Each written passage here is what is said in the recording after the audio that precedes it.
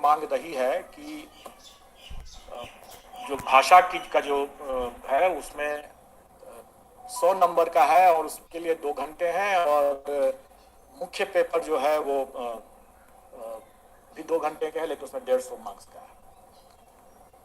तो इसमें मैं बता दूं कि भाषा का जो है वो पहले भी मैंने स्पष्ट किया कि क्वालिफाइंग नेचर का है, इससे आपको मेरिट नहीं बनेगा, मेधा सूची उसके मार्क्स प्राप्तांक के आधार पर नहीं बनेगा, और इसलिए हम लोगों ने उसमें अधिक समय दिया है कि आप आराम से आप करें, उसमें घबराने की बात नहीं है, सिर्फ क्वालिफाइंग नेचर का है, लेकिन आप आराम से कर सकते हैं।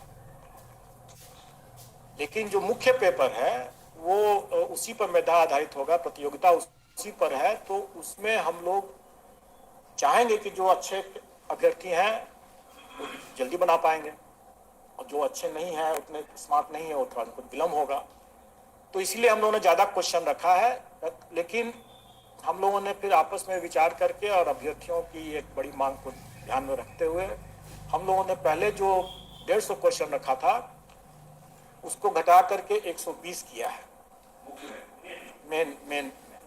और पहले जैसे 100 और 50 का था कि 100 में उनका नॉलेज टेस्ट था और 50 में उनका इंटेलिजेंस का टेस्ट था, उसको हमने वो ब्रेकअप को हमने 80 और 40 के रखा है, और ये सभी मुख्य परीक्षाओं के लिए है।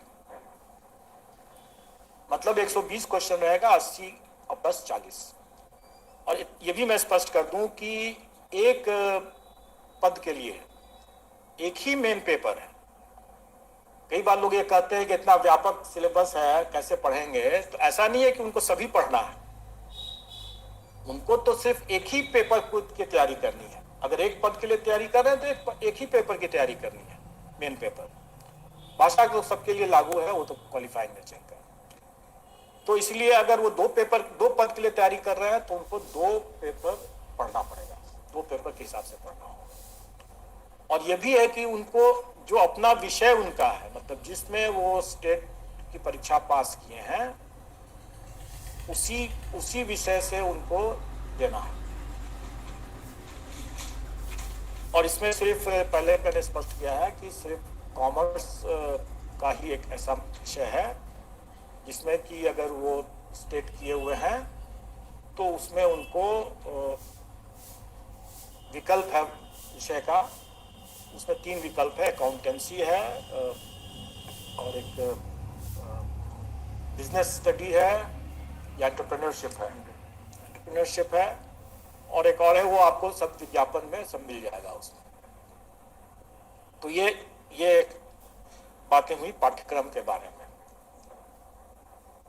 अब इसके आगे ये हमें बताना है कि अभ्यर्थियों की एक और मांग जो सरकार के समक्ष गई थी, आयोग को भी लोग दे देते हैं, लेकिन एक्चुअली वो निर्णय सरकार को ही लेना है, और सरकार ने संसूचित किया है, और ये भी कल की बैठक में ही क्लियर हुआ है कि जो अपीयरिंग कैंडिडेट हैं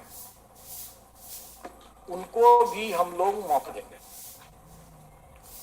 और अपीयरिंग कैंडिडेट के लिए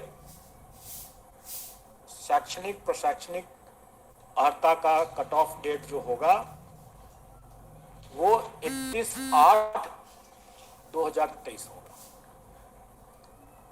मैं फिर से इसको स्पष्ट कर दूं कि ये डेट है कि इस तारीख तक अगर उनकी परीक्षा हो गई है, जो अर्हता संबंधी परीक्षा अगर हो गई है, तो वो आवेदन दे सकते हैं।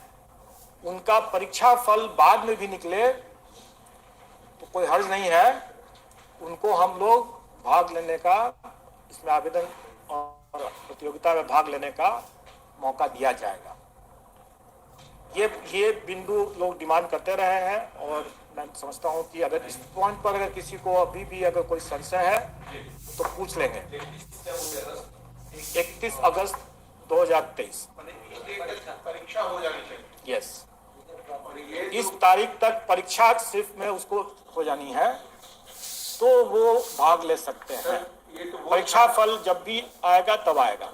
ये वो छात्र होंगे जो टेट क्वालिफाइड किए हुए ना सर?